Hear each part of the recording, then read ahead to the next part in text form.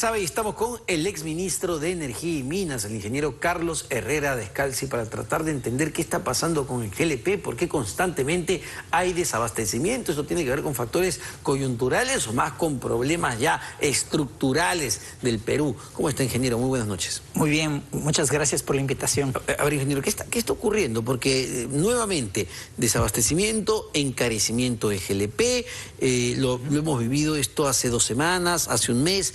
¿Por qué esto es tan constante? Claro, o sea, ya no es una coyuntura, es un problema de estructura, ¿no? Entonces, hay algo en el sistema que no está funcionando bien. Un sistema se diseña, es imposible que un sistema no falle, pero no falla con tanta frecuencia. Cuando falla con tanta frecuencia hay algo malo en el sistema. Entonces, lo que se ve a primera vista es que no hay suficiente capacidad de almacenamiento de GLP. Ayer, antes de ayer, escuché que había 3 días. 3 días es nada, ¿no? Entonces, ¿qué dice la ley? La ley dice que la capacidad de almacenamiento deben ser 15 días. Los precios son libres. Si cuesta más, pues hay que gastar y hay que pasarlo a los precios. Es mejor tener un precio permanente un poquito más alto que tener estas subidas y bajadas bruscas, subidas en realidad, porque las bajadas nunca se producen en la misma magnitud, ¿no? Entonces, es un problema estructural. Es decir, tiene que ver con el almacenamiento, no tiene que ver con un tema de oleajes anómalos que impiden que los barcos lleguen al puerto. Los oleajes anómalos, ¿hace cuántos años que los conocemos? Claro. ¿No es cierto? ¿Y qué posibilidades hay de que desaparezcan o que se atenúen? Creo que va a ser al revés. Entonces, ¿cómo superar el tema de los oleajes anómalos? Uno de ellos es con el almacenamiento. Si tengo almacenamiento para 15 días y pues tengo 7 días de oleajes, el barco no puede desembarcar, ya, después desembarca. Pero hay otra forma. Lima es el gran centro de consumo y Pisco es el gran centro de producción y también de recolección.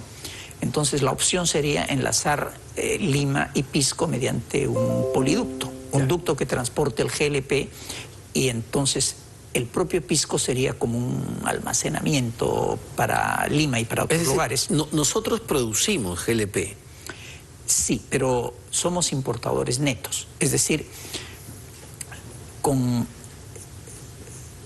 nosotros hoy en día producimos 40.000 barriles de petróleo y consumimos 260.000 o un poco más en productos. Entonces, somos largamente importadores. Un alivio en eso nos lo dio Camisea a través de los líquidos. Entonces, con los líquidos de Camisea, llegamos a ser no solamente productor, no solamente a autoabastecernos, sino a exportar. ¿De GLP líquidos, o gas? De GLP. De GLP. O sea, gas es una cosa, claro. GLP parte de los líquidos. Es decir, el GLP no necesitamos importarlo. Lo tenemos aquí, se produce. No necesitábamos. Lo que ha sucedido es que Camisea comenzó a operar en agosto del 2004. Ya tiene 20 años. Entonces, en ese tiempo, debido a la promoción hacia el GLP, entonces la demanda ha crecido y la oferta ha declinado. Ya el yacimiento creo que en eso está declinando. Entonces, la producción es menor y ya la demanda superó a la producción. Hoy por hoy sí somos importadores. Tenemos que importar una parte. ¿Qué porcentaje se importará? Por ahí un 20%.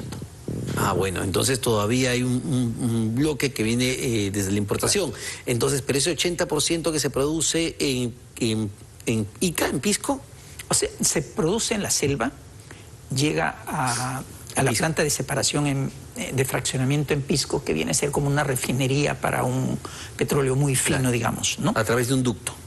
Claro, llega a través de un ducto. Allí se refina, se separan, sale diésel, salen gasolinas, no son grandes cantidades, pero sale principalmente GLP.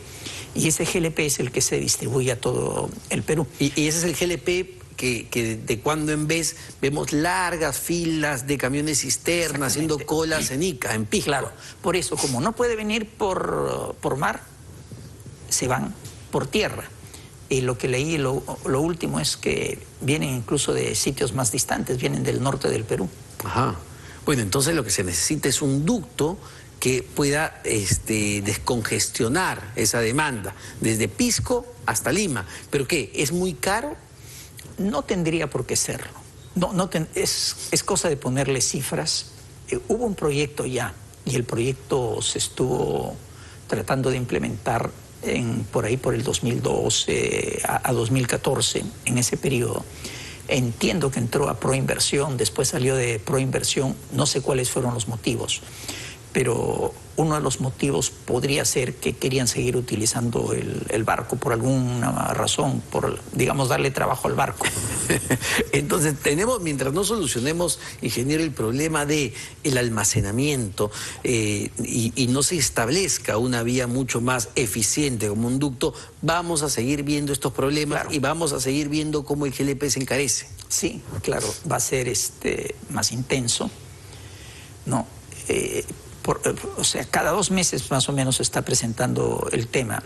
Por eso le digo, ya no es coyuntural, es estructural. Hoy día hay varias ocurrencias simultáneas, ¿no? Que el abastecimiento desde el exterior se ha visto limitado por el tema del canal de Panamá, producto también de la escasez de agua, ¿no? Luego que la planta de fraccionamiento está en mantenimiento, entonces la producción ha bajado, ¿no? Segundo problema. Aparentemente hay un tercero, ¿no?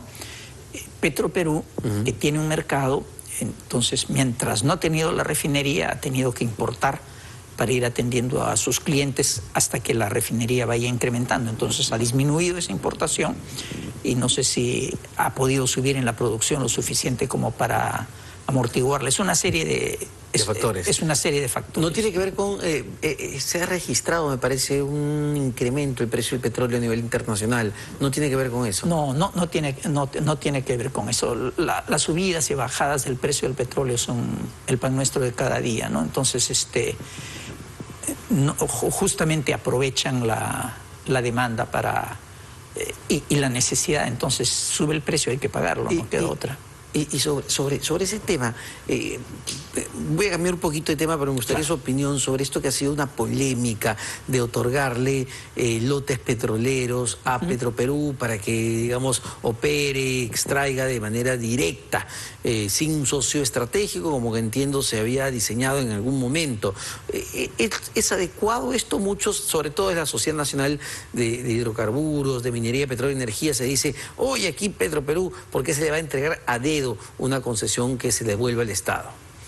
O sea, mire, si estuviéramos hablando de que las empresas que han estado explotando el petróleo hubieran invertido en exploración, ¿no? Que hubieran expandido las reservas que recibieron en la época que lo recibieron hace un montón de años, entonces yo diría que tienen razón, ¿no? Pero no creo que haya... Con 20 años o 30 años de historia, es bien difícil pensar que el futuro vaya a ser diferente. Las mismas empresas van a seguir haciendo lo mismo, sacando lo que hay. Entonces, ¿qué hacen? Lo sacan, no es una operación demasiado difícil, ganan un gran margen y se lo dan a Petroperú. Creo que es preferible dárselo a Petroperú.